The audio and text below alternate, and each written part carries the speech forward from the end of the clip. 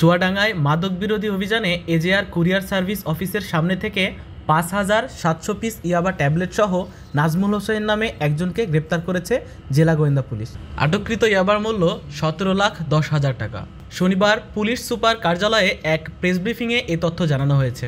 আটককৃত নাজমুল হোসেন দামুড়হুদা উপজেলার রামনগর গ্রামের মনোয়ার হোসেনের ছেলে।